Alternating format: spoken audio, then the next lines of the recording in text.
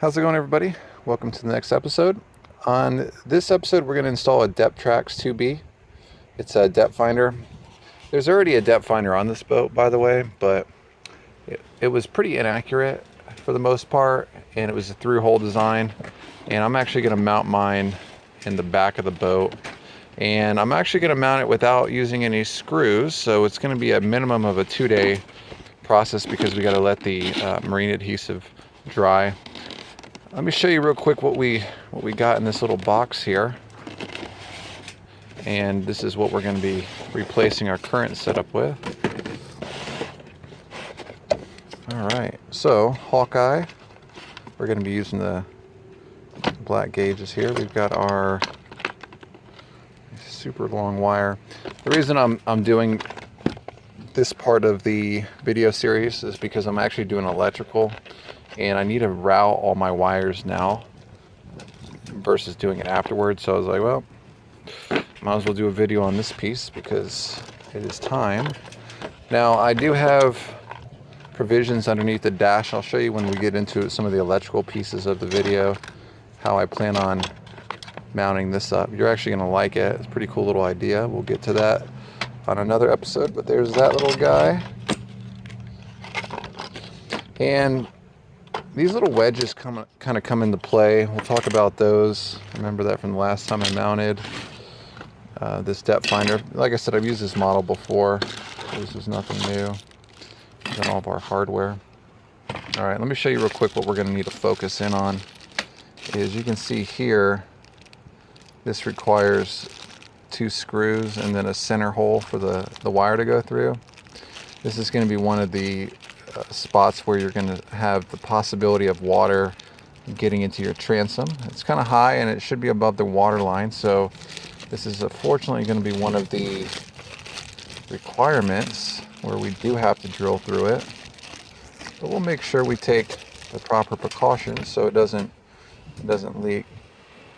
So anyway, it's kind of a pretty big hole we're going to have to drill in there. So anyway, we'll talk about that. And in terms of these clips here are actually going to get glued to the transom. That's what holds that wire right there. These are 1/4 inch. All right. So let me go I'm going to show you a boat that I've glued all this together in the past with. I'm going to take these with me. This is the 4.5 and 9 degree. I'll take these, but keep in mind we'll talk about those on the other boat here in just a second. So let me go show you what this whole setup looks like on a boat that's had it installed for over a year.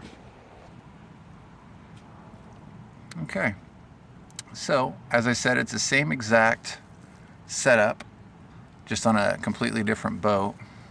And you can see here's a depth finder. It's mounted outside the boat. We are using screws, which are locked in place with some marine adhesive. Kind of a cool idea. And then we have a block of marine grade plywood, which is also covered in epoxy. I think actually this one is polyester resin. This one wasn't done in epoxy.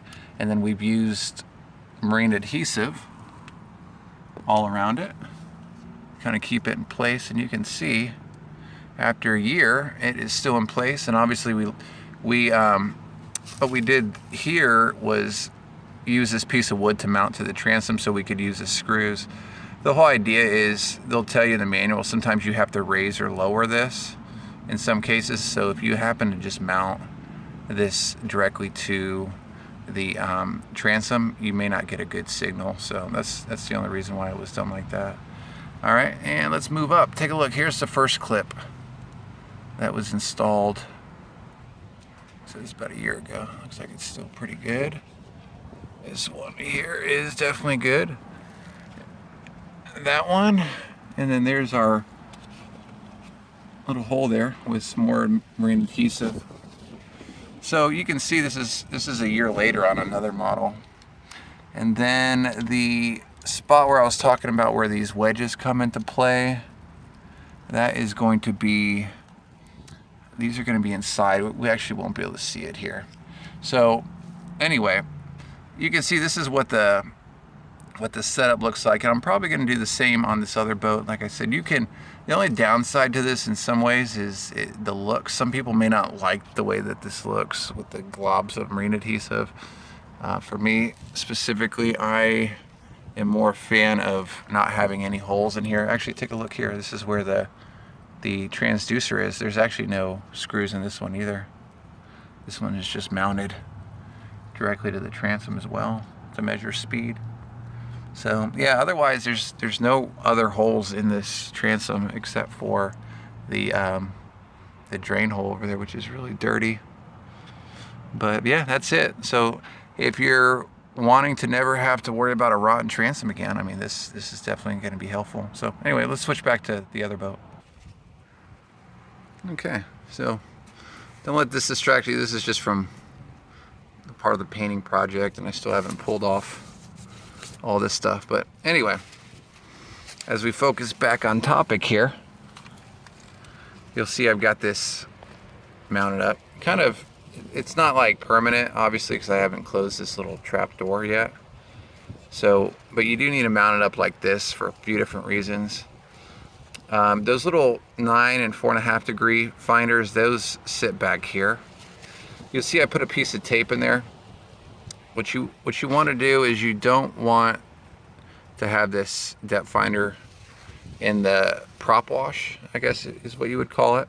You don't want that here. You want to kind of move it over to the side. So what you probably don't want to do is move it all the way over this way, because then you'll run into the prop wash that comes off of that corner. So you kind of want to get it in this general area towards the middle. All right. So you'll see here, this is how it's mounted, and you're wondering, you know, how do I determine if it's the correct pitch or not? Well, what I'm going to do here is I've got a piece of marine grid plywood. It's straight. You stick it like that, right? And the bottom of this depth finder needs to be at the same depth as the bottom of the boat, and you'll see right there, and it kind of follows the perfect angle too. You'll need to level out the top of that black piece, and then that's the best way to have this sucker installed. So what I'm going to do is, now that I know it's at the right depth, I'm going to go ahead and remove the depth finder itself here, because it's too heavy to mount by itself. And then we'll go ahead and install it like this. In some cases, you'll have to change the pitch here by pulling it out. You'll see like this to get that correct angle, and that's why you have those other pieces. So it kind of really depends on the type of boat that you have and the degree at which your transom is sitting. This one, just like that OMC over there, it actually doesn't require any type of adjustments here, so pretty easy. A lot of people, like I said, they just mount theirs through the hole underneath the motor. For whatever reason, at least with this older boat, I noticed the reading wasn't very accurate, so I'm kind of a fan of just installing them out on the back. And as long as we're not making these holes in the transom, I mean, I don't have a problem with it. So anyway, we'll use that as our marker of where it needs to go up and down. But before I install this and create a bunch of dust on it, I'm going to show you.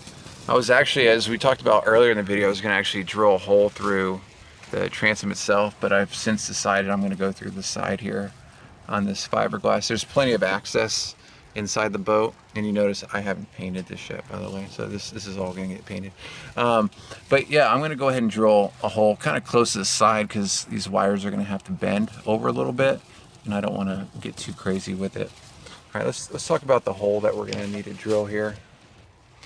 You can see here this is the access port. There's actually two little reliefs cut. One is for the depth finder, and the other is for the transducer in the back, reads your speed.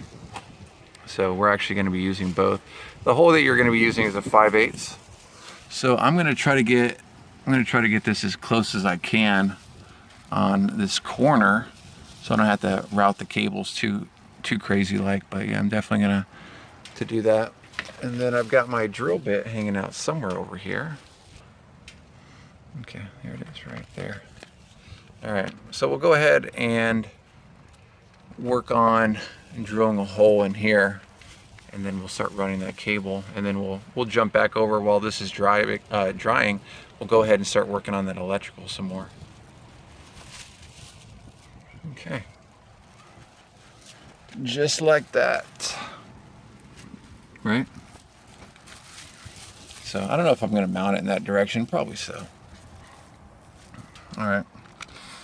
So what I'll end up doing for now, like I said, we're trying to complete the electrical side of this project, is I'm going to do two things. I'm going to glue the transducer for recording speed back onto the boat. That was approximately right here. And then obviously right next to it is going to be the depth finder. So I'll go ahead and mount these two devices, run the electrical cord through there, and then I'll probably call it good with this video while we're letting this one dry here and here, and then this way we can continue with running our electricals. Okay, so what do you think? Still a little wet, but I went and leveled everything up. That is using Loctite marine adhesive. So pretty happy with that. We're gonna let that dry, and we'll finish up that in a next episode. I'm probably not gonna mount the, I'll mount the little 1/4 inch pieces here. I'll end up mounting those, I'm sure, here as well. Maybe not right now, because it's not that big of a deal. And the reason I say that is I still gotta paint. I gotta paint this whole section here. So I'm likely just gonna run the cord in there, and then this way I can still paint around it if I need to. So anyway, let's go ahead and run the cord through there and call this episode good. All right, so let just enough cable. Let's go and take another look inside. So I can tell you right now, wiring is getting crazy. We got wires all over the place, and luckily for me, I know what everything does. So, but at this point, let's call it good with this episode. We've got the cable in here. I'm going to talk about, you know, trying to get all these cables routed properly and making sure everything looks good, because otherwise you're going to run into some major issues if you ever need to troubleshoot any of this. Because look at this here, I got all these darn cables. Luckily, I did mark some of these here, so that's going to be helpful.